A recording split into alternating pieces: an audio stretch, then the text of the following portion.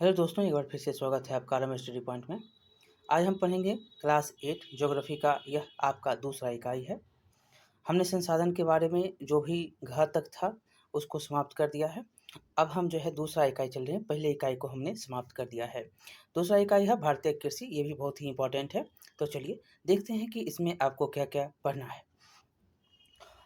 भारतीय कृषि है तो कक्षा में लिखा गया है कि कक्षा में प्रवेश करते हुए भूगोल के शिक्षक ने बताया कि आज मध्याह्न भोजन के बाद हम लोग नज़दीक के प्रखंड परिषद में लगे हुए कृषि मेला को देखने चलेंगे।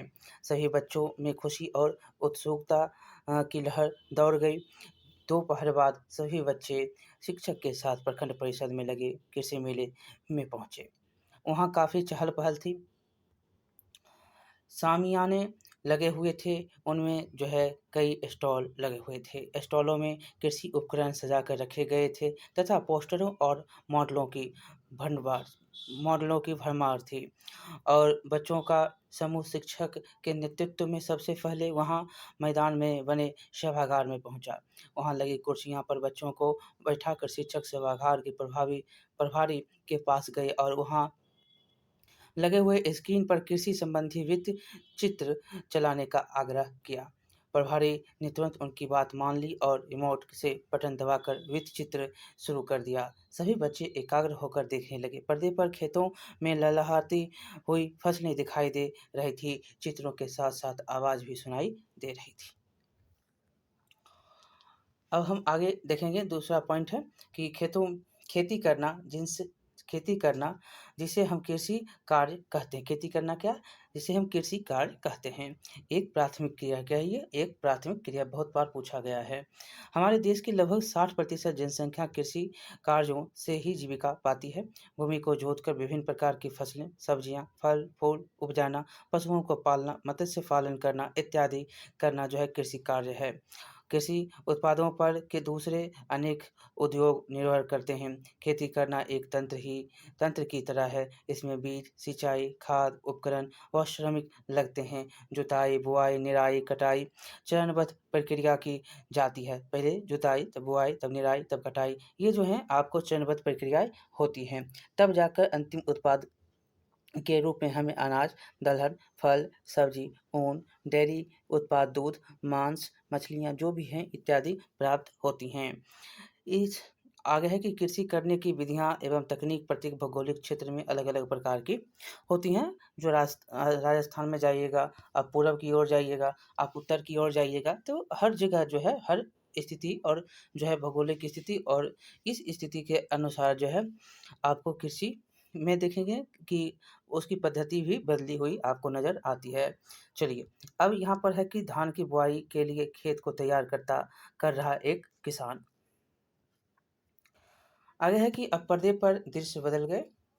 सीढ़ीनुमा खेत दिखाई पड़ रहे थे। कहीं लोग समतल मैदान में कुछ बोते हुए नजर आ रहे थे। पुनः आवाज गूंजी। खेती की एक प्रक्रिया जिसमें जंगलों को साफ कर व गड्ढों को भरकर फसल उपजाई जाती है।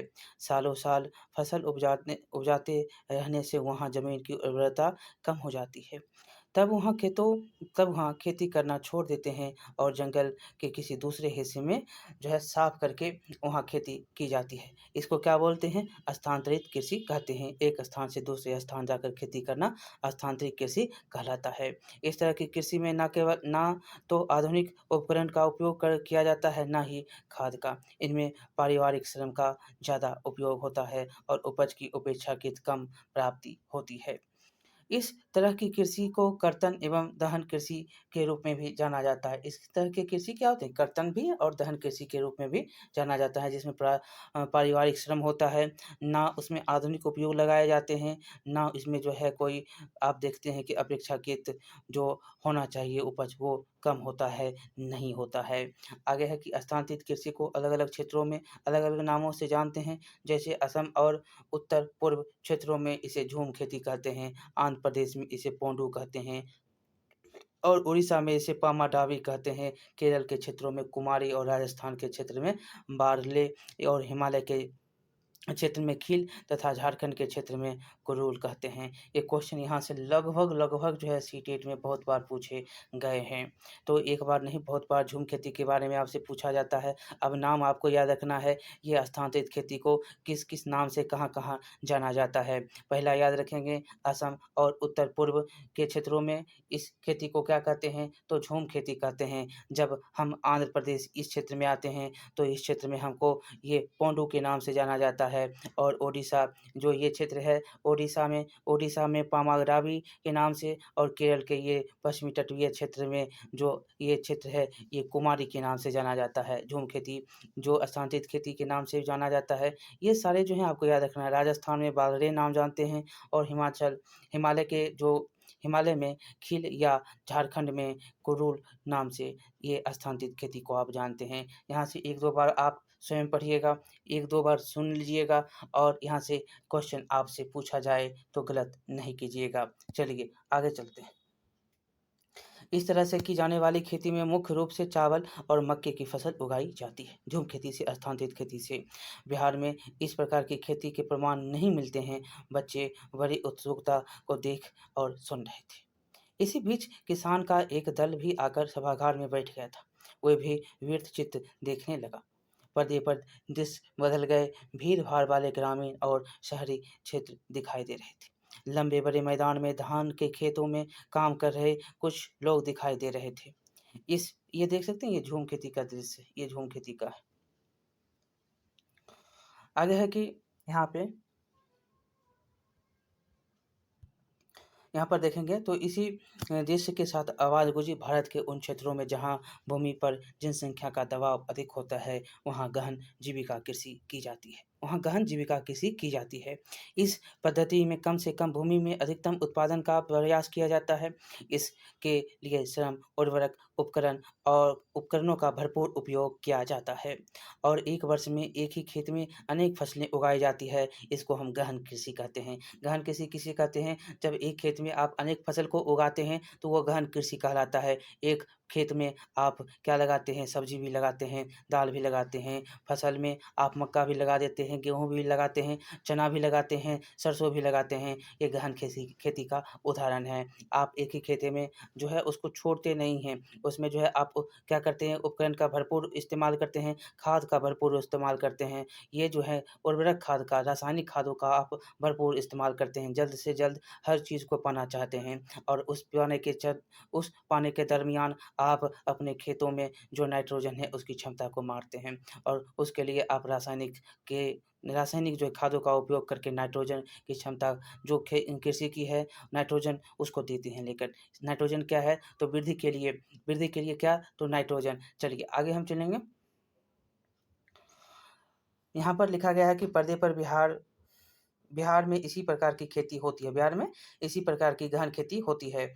पर्दे पर बिहार का चित्र देखेंगे तो ये आपका गेहूँ फसल और धान का प्रमुख क्षेत्र जो देख रहे हैं, ये ऐसे-ऐसे जो क्षेत्र दिख रहा है, ये जो चित्र है, ये गेहूँ का है और धान का जो है ये पूर्वी भाग जो है, पूर्वी भाग ये सारे क्या हैं? धान के ये भाग जो है, ये सारे धान और चावल के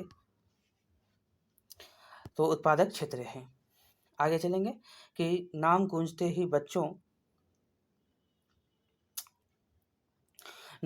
ही बच्चों में उल्लास से जोरदार तालियां बजाई। किसानों का दल भी प्रफुल्लित हो उठा। अब पर्दे पर आम, लीची, कपास, नारियल, चाय, कॉफ़ी, मसाले, रबर, केला, बाँस आदि के दृश्य दिखाई दे रहे थे। पर्दे पर हरियाली छाई। आधुनिक कृषि उपकरण के साथ लोग इन बागानों में खेतों में कार्य करते हुए दिखाई पड़ रहे थे। पर्दे पर आवाज़ गूंजी। आधुनिक कृषि उपकरणों और बड़े पूंजी निवेश से जब बड़े पैमाने पर फसलों का उत्पादन करते हैं, जिसकी बिक्री के लिए बड़ा बाजार उपलब्ध होता है, तो इस प्रकार की खेती क्या कहलाती है? तो इस प्रकार की कृषि को हम वाणिज्यिक कृषि कहते हैं। जब आधुनिक कृषि के रूप में आप क्या करते हैं, पूंजी का निवेश करते हैं और बड़े पैमाने पर फसल का उत्पादन करते हैं और जिसकी बिक्री क्या होती है? बाजार में जाकर बिकती है, बाजार में जो है इसका उपलब्ध रहता है। तो ये क्या होती है? तो ऐसी कृषि कृषि वाणिज्यिक कृषि कहलाती है, इकोनॉमिकल कृषि कहलाती है। यहाँ से आपको क्वेश्चन पूछा जा सकता है। जैसे देखेंगे कि उत्तरी बिहार में मखाना, केला, तंबाकू की खेती वाणिज्यिक कृषि के उदाहरण हैं। ये क्या होता है? तो ये वाणिज्यिक कृषि के कैसे उदाहरण हैं? क्योंकि इसकी आधुनिक रूप से खेती की जाती है। और यहाँ पर आप देखे होंगे कि आप मखाना का खेती कहाँ पे? तो दरभंगा में, मधुबनी में, इन सहरसा में, इन क्षेत्रों में आप देखते हैं।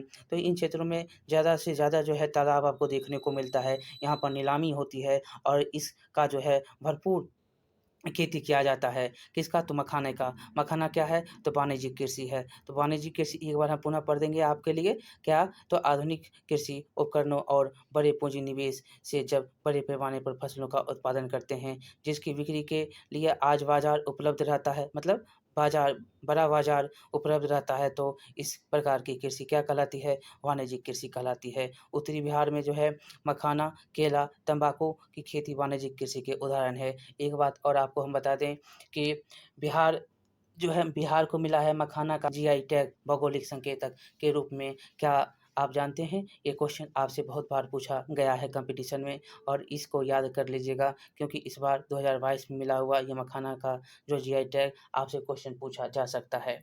आगे चलेंगे। और मधुबनी पेंटिंग तो आप जानते ही हैं। लिखा गया है कि बिहार का नाम आते ही बच्चों ने फिर जोरदार तालियां बजाई। बच्चों को भारतीय कृषि के बारे में जानकर काफ़ी आनंद आ रहा था तथा उनको और अधिक जानकारी की उत्सुकता हो रही थी। अब पर्दे पर किसी महिला उद्घोषिका की आवाज़ सुनाई देने लगी। भारत में ऋतुओं के अनुसार फसलें रोपी और काटी जाती है। यहाँ फसल 3 प्रकार के होते हैं। 3 मतलब यहाँ पर जो है मुख्य रूप से 3 फसल ऋतुएँ होते हैं। एक होता है खरीफ, एक रबी और एक जायद, जिसको गरमा भी कहते हैं। ये रबी और जायद, गरमा याद रखेंगे, बहुत बार क्वेश्चन यहाँ से आपसे पूछा जाता है। खरीफ की फसल कौन से हैं और रबी की फसल कौन है और जायद फसल कौन है? यहाँ से याद रखेंगे, बहुत बार क्वेश्चन पूछा जाता है, बार-बार आपसे हम कह रहे हैं। देखेंगे रबी फसल क्या है, खरीफ फसल क्या है? तो पहला है खरीफ फसल, तो मानसून आने के साथ ही जून-जुलाई में बोए जाने वाले जो फसल होती हैं और अक्टूबर-नवंबर में काटे जाने वाली जो फसल होती हैं, वो खरीफ फसल कहलाती है। आप इसको भूलिएगा नहीं, अभी जून का महीना है, मानसून अब आने वाला है और मानसून आएगा तो यह क्या होगा? रोपाएगा और अक्टूबर-नवंबर में कटा जाएगा, ये खरीफ फसल कहलाएगा। इसमें मुख्य रूप से धान, मक्का, जूट, मूँगफली इत्यादि उपजाए जाते हैं। कौन-कौन? धान, मक्का, जूट, मूँगफली और भी बहुत सारे जो हैं आपको इस खरीफ फसल में उपजाने जाने वाले फसल हैं।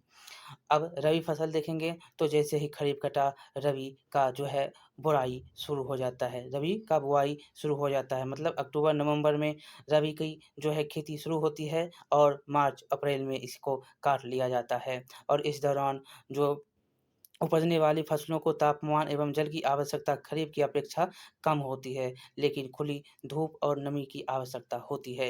रबी फसल में मुख्य रूप से गेहूँ, चना, मटर, मसूर, जौ इत्यादि फसलें आपको देखने को मिलती है। याद रखेंगे रबी फसल की फसलें कौन-कौन सी हैं? गेहूँ जो ठंडा जो होता है वो आप याद रखेंगे, गेहूँ, चना, मटर, मसूर, जौ इत्यादि जो हैं ये रबी फसल के उदाहरण हैं।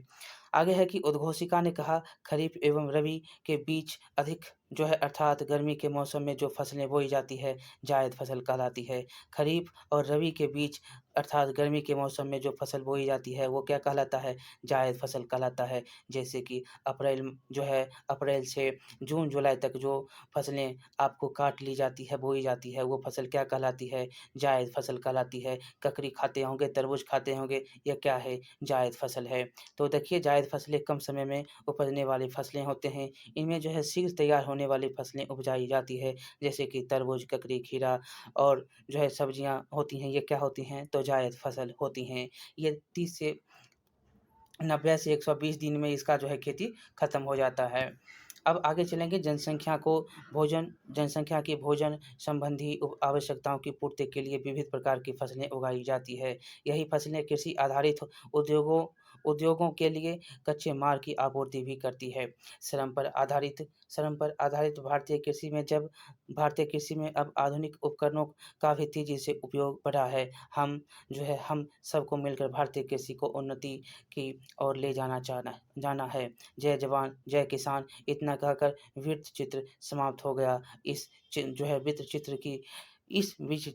वृत्त चित्र में देखेंगे तो काफ़ी जानकारीप्रद रहा। आपने देखा कि रबी फसल क्या है, खरीफ फसल क्या है, जायद फसल क्या है, इसके उदाहरण को भी देखा। आपने देखा कि झूम खेती क्या है, स्थानांतरित खेती को ही हम झूम खेती के नाम से भी कहाँ तो उत्तर पूर्व असम के क्षेत्रों में जानते हैं। और झूम खेती के जो हैं स्थानांतरित खेती के अनेक नाम हर राज्य में हैं। बिहार में ऐसी झूम खेती आपको इसकी प्रमाण नहीं मिलती है, लेकिन झारखंड जब बिहार था तब उसके प्रमाण बिहार के ही नाम से जाने जाते थे। लेकिन जब अलग हो गया तो अब अलग के ही नाम जाने जाएँगे, तो अलग से नाम अब जाने जाते हैं स्थानांतरित खेती के। आपको मध्य प्रदेश में और जो है तमिलनाडु में अन्य क्षेत्रों में स्थानांतरित खेती के अलग-अलग नाम आपको देखने को मिले। चलिए, अब हम आगे चलेंगे। शिक्षक महोदय ने किसान के दल में सबसे बुजुर्ग सदस्य से आग्रह किया कि वे बच्चों को कृषि के बारे में कुछ और बताएं। बच्चे तो यहाँ पर हमने देखा कि शिक्षक महोदय क्या बोलते हैं। शिक्षक महोदय ने किसानों के दल में सबसे जो बुजुर्ग थे उनको आग्रह किया कि आप जो है बच्चों को कृषि के बारे में कुछ बताइए। तो उन्होंने क्या कहा, तो बच्चे उस बुजुर्ग किसान के चारों ओर घेर कर बैठ के किसान दादा कहने लगे, देखो बच्चों, फसलों के विभिन्न उपयोग हैं। उपयोगिता के आधार पर हम फसलों को 5 प्रकार में बांटते हैं। कितने, तो 5। कौन कौन, पहला खाद्य फसलें, रेशेदार फसलें, पेय फसलें, बागवानी फसलें, व्यापारिक फसलें। कितने फसलें, 5 प्रकार के। कौन कौन, खाद्य जो आप खाते हैं, रेशेदार, पेय, बागवानी, व्यापारिक, ये सारे जो हैं फसलें हैं। देखिए खास फसलें क्या हैं, खाद्य फसलें तो जिनमें धान, गेहूँ, चना, मूंग, मटर, अरहर, ज्वार, बाजरा, रागी, मक्का हैं। ये सारे क्या हैं, इनमें से ज्वार, बाजरा, जौ, मक्का, रागी, मड़ुआ आदि जो भी हैं ये मोटी अनाज के श्रेणी में आते हैं। श्री अन्न के नाम से अब ये जाना जाता है। याद रखेंगे, श्री अन्न के नाम से जाना जाने वाला अब ये सारे ज्वार, बाजरा, जौ, मक्का, रागी, मड़ुआ ये सारे मोटे अनाज हैं जो अब श्री अन्न के नाम से आपको जाना जाता है। ये क्वेश्चन आपसे करंट में पूछ सकता है और हैदराबाद में इसका शोध संस्थान भी खुला है। ये याद रखिएगा, यहाँ से क्वेश्चन आपसे पूछा जा सकता है। इसको जो है याद रखना है आपको। अब आगे है कि इनकी उपज कम उपजाऊ भूमि में और अल्प वर्षा में होती है। कम उपजाऊ भूमि और अल्प वर्षा में भी इसकी जो है खेती हो जाती है। आगे है कि खाद्य फसलें में देखेंगे कि खाद्य फसलों में दलहन और तिलहन मुख्य फसलें कौन है, तो दलहन और जो है तिलहन पहला है क्या, खाद्य फसलें। इसमें खाद्य फसल में दलहन और तिलहन मुख्य फसल है। दलहन सर्वाधिक प्रोटीन युक्त शाकाहारी पदार्थ होता है, खाद्य पदार्थ होता है। इसकी खेती रबी और खरीफ दोनों ही अवधि में की जाती है। किसकी, तो दलहन की। इसमें चना, अरहर, मूंग, मसूर, उड़द और मटर इत्यादि हैं। बिहार के टाल क्षेत्र में दलहन की जो है फसल खूब होती है। दलहन की फसलें वैसी फसलें हैं जिनके बीज काम में लाए जाते हैं। छोटे बीज वाले सरसों, तिल, अलसी, सूरजमुखी, जबकि बड़े बीज वाले सोयाबीन और नारियल। इन बीजों में तेल निकाले जाते हैं। नारियल की फसलें आप देखते हैं कहाँ, तो दक्षिण भारत, डेल्टाई क्षेत्र में समुद्रीय इलाके जो होते हैं वहाँ पर खूब होती हैं। जबकि सरसों राजस्थान, उत्तर प्रदेश, हरियाणा, पंजाब तथा सोयाबीन जो है मध्य प्रदेश और महाराष्ट्र में खूब उपजाया जाता है। देखेंगे खाद्य फसलें क्या हैं, वे फसलें जिन्हें किसानों द्वारा भोजन संबंधी आवश्यकताओं की पूर्ति के लिए उपजाया जाता है, खाद्य फसलें कहलाती हैं। अगला पॉइंट है, यहाँ पर लिखा गया है कि अनाज उत्पादन की भौगोलिक दशाएं कैसी होनी चाहिए। तो चावल देखेंगे, धान और चावल औसत तापमान 25 डिग्री सेल्सियस से ऊपर, वर्षा कम से कम 175 से 100 सेंटीमीटर। उपयुक्त मिट्टी कैसे, तो चिकनी और दोमट। ये क्वेश्चन जो है यहाँ से पूछे गए हैं। देखेंगे गेहूं 10 से 15 सेंटीमीटर बुआई के समय और 20 से 25 सेंटीमीटर कटाई के समय।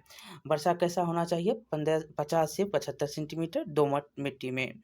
ज्वार देखेंगे तो अधिक तापमान, कम वर्षा, लाल, पीली, दोमट, बलुई मिट्टी।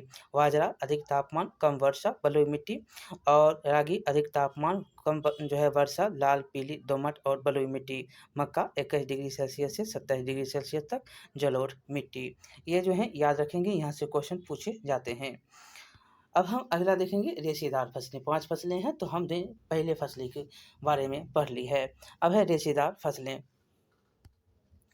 क्या है, तो बच्चे बड़े ध्यान से उनकी बातें सुन रहे थे। उन्होंने अपनी बातें आगे बढ़ाई। कपास और जूट की फसलें प्रमुख रेशेदार फसलें हैं। क्या है, कपास और जूट जो है क्या है, रेशेदार फसल हैं। कपास के पौधे के लिए काली मिट्टी और 50 से 100 सेंटीमीटर वर्षा के साथ 210 210 वाला 210 पाला रहित दिन व खिले धूप की आवश्यकता होती है। पाला नहीं गिरना चाहिए। गुजरात, महाराष्ट्र, मध्य प्रदेश, तमिलनाडु, राजस्थान इत्यादि मुख्य उत्पादक राज्य हैं। बिहार में कपास की खेती तो नहीं होती, लेकिन जूट की फसल उगाई जाती है। क्या होती है, जूट की फसल, कपास नहीं होता है लेकिन जूट उगाया जाता है। यह कहते हुए वे मुस्कुराए। पुनः आगे कहने लगे, इसे सुनहरा रेशा भी कहते हैं। किसको, तो जूट को सुनहरा रेशा भी कहा जाता है। बिहार में कहाँ कहाँ होता है, तो याद रखेंगे, ये क्वेश्चन बहुत बार पूछा गया है। किशनगंज, पूर्णिया, अररिया, दरभंगा, सहरसा में इसका जो है खूब उपज होता है। जूट की उपज के लिए साधारण तापमान 25 से 35 डिग्री सेल्सियस तक और वर्षा 100 से 200 सेंटीमीटर तक होना चाहिए। पश्चिम बंगाल, उड़ीसा, असम में यह खूब उपजाया जाता है। उन्होंने पास पड़े झोले को उठाकर दिखाया कि यह जूट से ही बनी है, यह जूट से ही बनी है। दीवारों पर चूने से की जाने वाली पोताई की कैंची भी जूट से ही बनी है। भारत और बांग्लादेश इसके उत्पादक में अग्रणी देश हैं। सबसे ज़्यादा जो है बांग्लादेश में जूट की खेती की जाती है। बच्चों ये जानकर बहुत अच्छा लगा, बच्चों को ये जानकर अच्छा लगा। भारत और आपको बांग्लादेश और भारत में जो है बंगाल और बिहार जो है जूट की खेती में अग्रणी है। पेय फसलें देखेंगे तो किसान दादा ने कुछ सोचते हुए पूछा, आप लोगों को कौन-कौन से पेय पसंद है? बच्चों ने एक साथ बोले, चाय, कॉफ़ी, कोक। किसान दादा बीच में बोले, ये सब पेय फसलें के उत्पाद हैं। ये सब क्या हैं? पेय फसलें जो आप पीते हैं उसके उत्पाद हैं। चाय की फसलें अपने देश में खूब होती हैं। चाय की झाड़ियाँ जीवाश्म युक्त गहरी मिट्टी और ढलवां क्षेत्रों में उगाया जाता है। असम, पश्चिम बंगाल, मेघालय, त्रिपुरा, तमिलनाडु, केरल, हिमाचल प्रदेश में चाय की फसलें होती हैं। बिहार के किशनगंज, पूर्णिया जिले में भी चाय की फसल होती है। भारत विश्व में चाय का अग्रणी निर्यातक देश है, मतलब निर्यात करता है। यहाँ पर देखेंगे तो आज चाय और कॉफ़ी बेचने वाली कंपनियां के नाम आपको यहाँ पर पता करने के लिए कहता है। आप देखते होंगे टाटा टी पीजिए। टाटा टी, टाटा क्या है, कंपनी है, टी क्या है, चाय है, कॉफ़ी भी है। बहुत सारे आपको इलायची वाली चाय, बहुत सारी जो है कंपनी आपको मिलते हैं। आगे है दूसरा, हम देखेंगे दूसरी जो है पेय फसल कॉफ़ी है।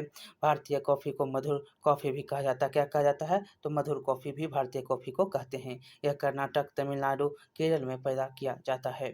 भारतीय कॉफ़ी अधिक गुणवत्ता के कारण जो है काफ़ी लोकप्रिय है। मतलब भारतीय कॉफ़ी जो है अपनी गुणवत्ता के कारण काफ़ी ही लोकप्रिय है। अच्छा, यहाँ पर अच्छा बच्चों, अब फल सब्जियों तो खाते होंगे। आपको पता है फल, सब्जी बागवानी फसलों के उत्पाद हैं। कैसे हैं, तो फल और सब्जी बागवानी फसलों के उत्पाद हैं।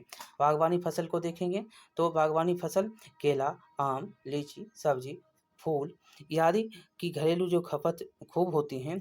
ये फूलों की खेती पर्व, त्योहार, शादी ब्याह, औषधियों की आपूर्ति करने में महत्वपूर्ण भूमिका निभाती है। सब्जियों की मांग प्रतिदिन होती है, इसलिए साग सब्जियों की खेती को ट्रक फार्मिंग भी कहा जाता है। अब अगला है आपका व्यापारिक फसल। रबर, मखाना, तंबाकू, मिर्च, गन्ना, ये सब क्या हैं, व्यापारिक फसलें हैं। कौन-कौन, तो रबर हो गया, मखाना हो गया, मिर्च हो गया, गन्ना हो गया, ये सब व्यापारिक फसल हैं। रबर को छोड़कर बाकी फसलें बिहार में बहुतायत उपजाई जाती है। ये फसलें कई उद्योग के लिए कच्चे माल का काम करते हैं। बीड़ी, सिगरेट, चीनी, टेक्सटाइल आदि उद्योग इन्हीं फसलों पर आधारित है। बिहार में चीनी की कई मिलें हैं, यही कहानी हमारी फसलों और उसके उपयोग की है। इतना कह के वो चुप हो गए। बच्चों को फसलों के बारे में जानकारी अच्छी लगी, सबने उनको धन्यवाद दिया। शिक्षक के नेतृत्व में सभी बच्चे स्टॉल को देखने निकले।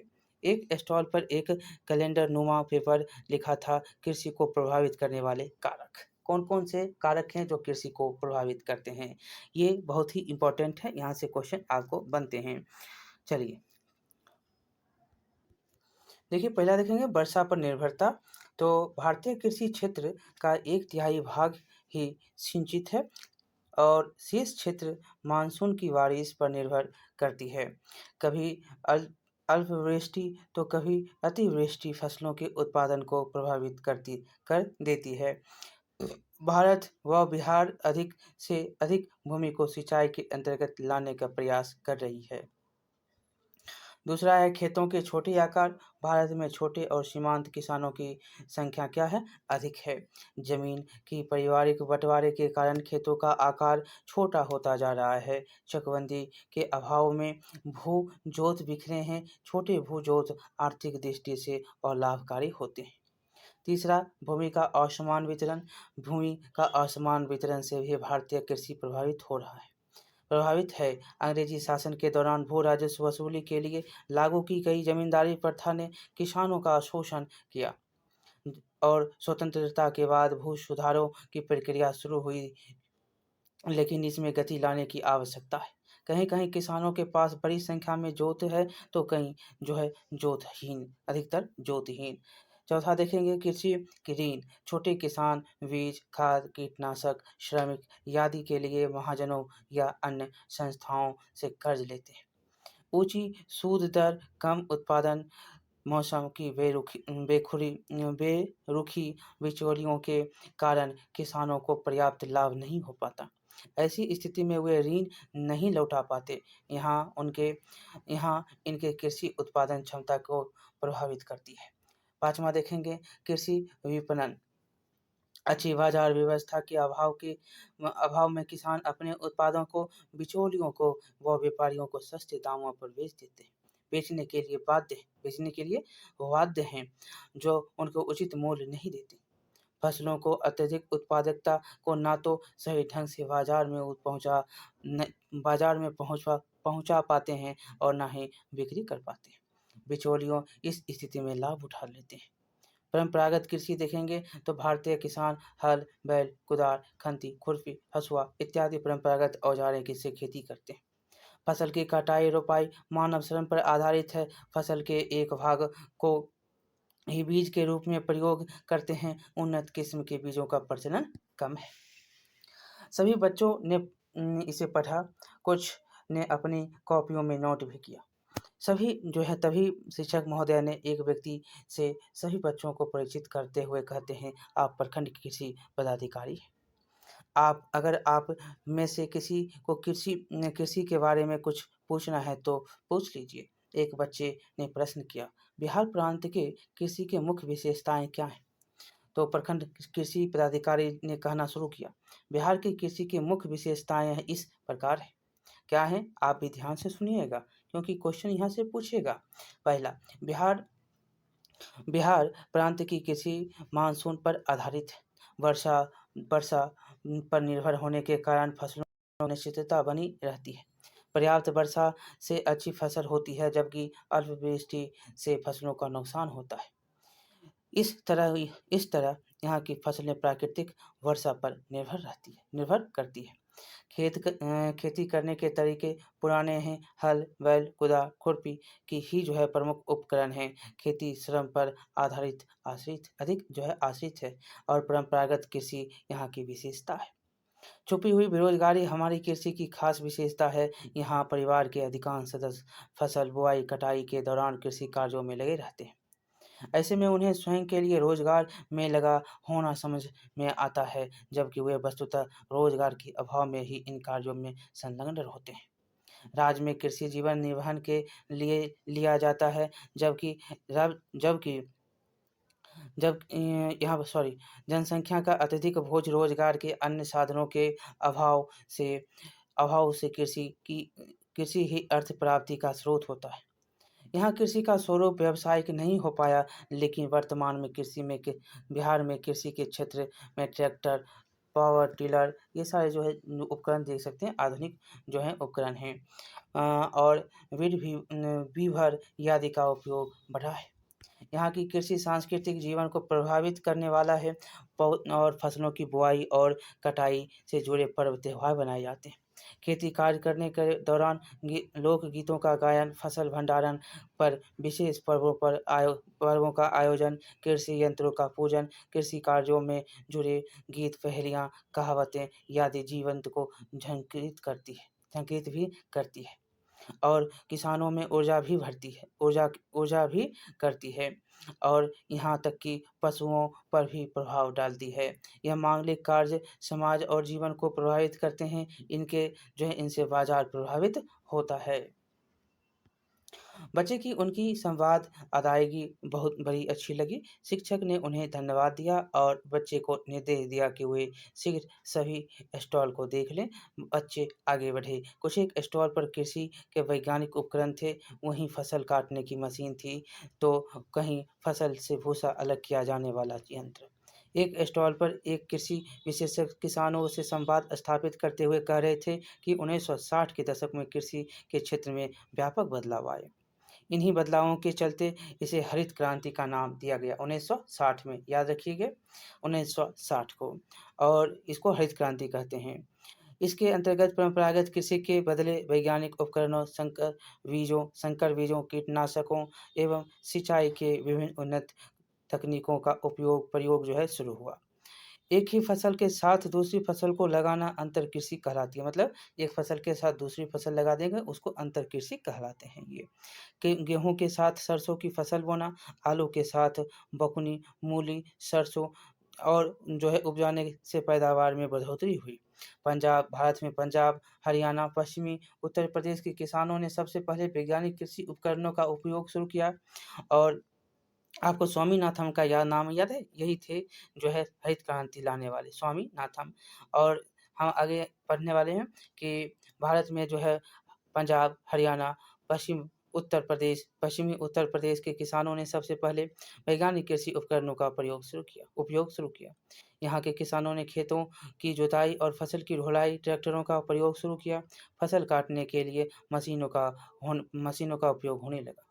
सिंचाई के लिए डैम बनाकर नहरों का जाल बिछाया गया, जिससे मानसून पर निर्भरता कम हुई। राजस्थान जैसे प्रदेशों में इंदिरा गांधी नहर बनाकर धान की फसल उगाई जाने लगी। सतलुज नदी पर इंदिरा गांधी बांध है, ये क्वेश्चन पूछे गए हैं। प्राकृतिक आपदाओं से रक्षा के लिए फसलों की क्षमा का प्रावधान और कम ब्याज पर बैंकों से स्वयं सहायता समूहों के माध्यम से ऋण उपलब्ध कराया गया। ग्रामीण बैंक, सहकारी समितियों, पैक्सों का गठन, किसान क्रेडिट कार्ड की सुविधा से किसानों की वित्तीय मदद उपलब्ध कराई गई। बिस्कोमान द्वारा खाद और बीज उपलब्ध बिस्कोमान आज भी चलता है। बिस्कोमान द्वारा जो है खाद बीज उपलब्ध कराने और जो है सहकारी भूमि विकास बैंक की स्थापना से बिहार में कृषि कार्यों में बढ़ोतरी हुई। आकाशवाणी और दूरदर्शन पर किसानों को कृषि संबंधी जानकारी उपलब्ध कराई गई। अपने प्रांत में श्री विधि तकनीक से धान उपजाने की प्रक्रिया पर जोर दिया गया। अब तो कम लागत में बेहतर उत्पादन करने वाले को किसान श्री पुरस्कार भी दिए जाते हैं। क्या? किसान श्री पुरस्कार। ऊपर एक पॉइंट है, उसको पढ़ेंगे। श्री विधि तकनीक किसको कहते हैं? तो यह जो है तकनीक उत्तम बीज चयन की प्रक्रिया है। इसके लिए सबसे पहले बड़े ड्रम जैसे बर्तन में पानी डालकर उसमें नमक डाला जाता है, ताकि पानी का घनत्व बढ़ जाए। इस पानी में धान की बीज डाल दिए जाते हैं। अच्छे बीज पानी की तली में बैठ जाते हैं और ऐसे ही बीजों को निकाल कर सुखा लिया जाता है। इन बीजों को खेती में छींटकर पौधे तैयार किए जाते हैं। इन जो है पौधे को उखाड़कर पुनः एक एक पौधा अलग-अलग करके रोपा जाता है। इन पौधों को कम पानी व कम उर्वरक की आवश्यकता होती है। श्री विधि तकनीक में आगे देखेंगे। एक और बात है यहाँ पर, जिसके बाद बारे में पढ़ेंगे। जैविक खाद, जो जैविक खादों के अवशेष खरपतवार, गोबर, पत्तियाँ, छिलकों को सड़ाकर बनाया जाता है। जैविक खाद के बारे में हमने बहुत बार पढ़ भी लिया है। केंचुओं का पालन केंचुओं का पालन कर खाद तैयार करना किया जाता है। केंचुओं का पालन करके खाद तैयार किया जाता है। देखिए, जैविक खादों के उपयोग पर भी बल दिया गया। अब तो किसानों के लिए सामुदायिक रेडियो स्टेशन भी खोल दिए गए, जहां किसानों ने के विशेष प्रसारण तथा या उसके प्रश्नों का हल किया जाता है। प्रखंडों में कृषि सलाहकार भी किसानों को सलाह देते हैं। मिट्टी जांच के लिए सभी प्रखंडों में प्रयोगशालाएं स्थापित की गई है, ताकि मिट्टी की उर्वरता की जांच आवश्यकता अनुसार किया जा सके। एटीएमए, आत्मा एवं बामेत जैसी संस्थाएं कृषि के क्षेत्र में किसानों की मददगार सहकारी एजेंसियां हैं। जैसे जैव खाद बनाने, केंचुआ पालन एवं प्रशिक्षण किसानों को दिया जाता है। इसके अलावा कृषि उत्पादों को की प्रदर्शनियां लगाकर उत्पादों को पुरस्कृत करके भी खेतों को बढ़ावा दिया जा रहा है। अब तो बड़े-बड़े उपभोक्ता बाजार श्रृंखला के व्यापारी किसानों से सीधे उत्पाद खरीद रहे हैं। बच्चों, क्या आपको मालूम है कि विश्व की सबसे अच्छी चाय किस प्रदेश में होती है, जिसकी मांग विश्व भर में अधिक रहती है? असम प्रदेश में चाय की सर्वाधिक खेती होती है। दक्षिणी चीन में भी चाय के बड़े-बड़े बागान हैं। लेकिन दार्जिलिंग के हैप्पी घाटी के चाय की विश्व में सर्वाधिक मांग है। किसकी? तो दार्जिलिंग के हैप्पी घाटी की चाय जो है विश्व में सर्वाधिक मांग है। और सबसे पहला जीआई टैग मिलने वाला यह दार्जिलिंग चाय है। याद रखेंगे। आगे चलेंगे कि उत्तर पूर्व भारत का चाय प्रदेश असम घाटी प्रदेश। कौन? तो असम घाटी प्रदेश। देखिए, लिखा गया है कि असम घाटी जो ब्रह्मपुत्र नदी की घाटी में स्थित एक निम्न भूमि है, जो चीन के बाद विश्व का दूसरा सबसे बड़ा चाय उत्पादक प्रदेश है। कौन? तो असम घाटी। भारत के अन्य चाय उत्पादक क्षेत्रों के विपरीत चाय जो है जहाँ चाय उत्पादक पर्वतीय ढालों पर किया जाता है। असम में चाय उत्पादन जो है नदी घाटी में अपेक्षाकृत कम ऊंचाई पर किया जाता है। चाय बागान में काम करने वाले अधिकांश अधिकांश स्थानीय कछारी लोग होते हैं।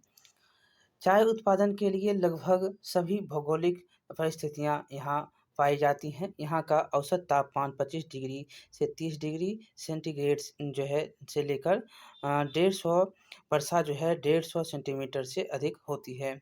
यहाँ पर उष्णकटिबंधीय जलवायु को जन्म देती है। साथ ही ब्रह्मपुत्र नदी द्वारा लाई गई उपजाऊ जलोढ़ मिट्टी इसके जो है उत्पादन को बढ़ाती है। ऐसी परिस्थिति में चाय उत्पादन के अनुकूल मानी जाती है और इस जलवायु के कारण असम की चाय में विशेष स्वाद व खुशबू आती है। असम में विशेष रूप से काली चाय का उत्पादन होता है।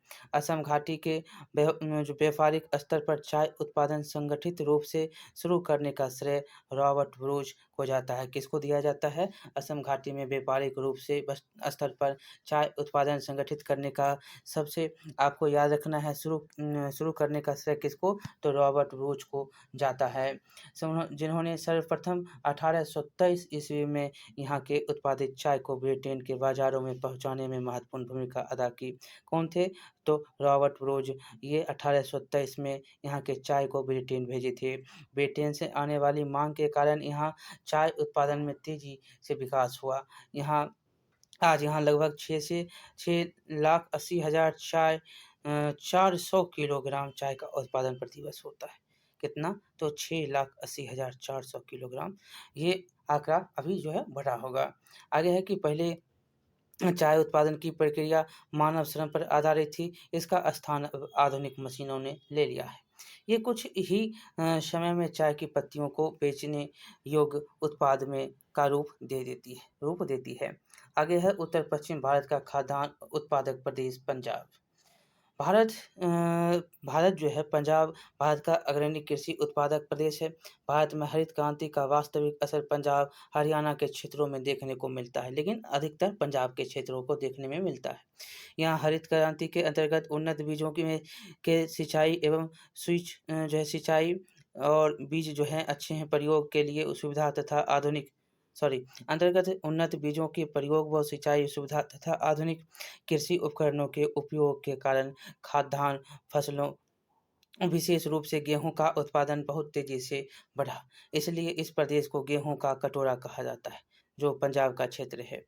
आज देश के 20% अधिक गेहूँ का उत्पादन पंजाब में होता है। सिंचाई की बढ़ती सुविधाओं के कारण यहाँ देश के अन्य भागों की अपेक्षा वर्ष में अधिक फसलों, सामान्यतः 4 प्रतिवर्ष का उत्पादन होता है। साथ ही इस कम वर्षा वाले क्षेत्रों में धान का उत्पादन भी तेज़ी से बढ़ा है। इन 2 फसलों के अतिरिक्त मक्का, दलहन, कपास इत्यादि फसलों के साथ-साथ व्यापक स्तर पर डेयरी फार्मिंग की भी जो है की जाती है, जिससे बड़े पैमाने पर डेयरी उत्पाद जैसे दूध, घी, अंडा, मांस का भी व्यापक उत्पादन होता है। भारतीय कृषि में पंजाब का अग्रणी स्थान है। इसके बावजूद भारत को खाद्यान्न संकट से उबारने में महत्वपूर्ण भूमिका निभाने वाले इस प्रांत की कृषि के समक्ष अनेक समस्याएँ आ रही है। यहाँ जो है यह शेष भारत के लिए चेतावनी के सूचक का कार्य करता है। इनकी मुख्य समस्याएँ क्या हैं? तो पंजाब में कृषि योग्य भूमि की उर्वरा शक्ति तेज़ी से कम हो रही है। अत्यधिक सिंचाई के कारण खेतों में जल जमाव की समस्या हो रही है।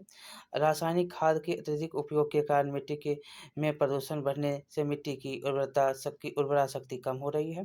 कृषि में उपकरणों, उन्नत बीजों और कीटनाशी के बढ़ते उपयोग के कारण कृषि लागत बढ़ रही है।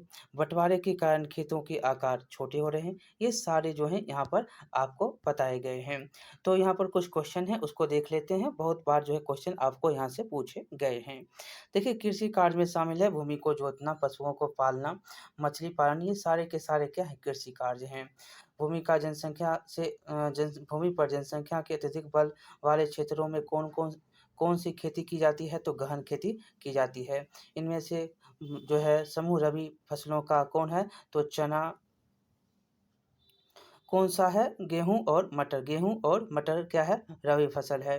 अगला है कि जूट की फसल प्रमुखतः होती है कहाँ पर? तो किशनगंज और पूर्णिया में। किशनगंज और पूर्णिया के क्षेत्रों में।